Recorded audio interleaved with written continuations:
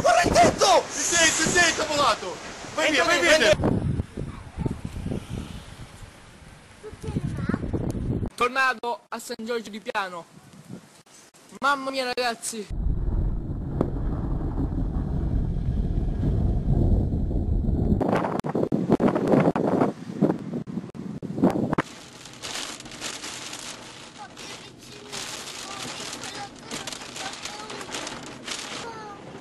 Eccolo là.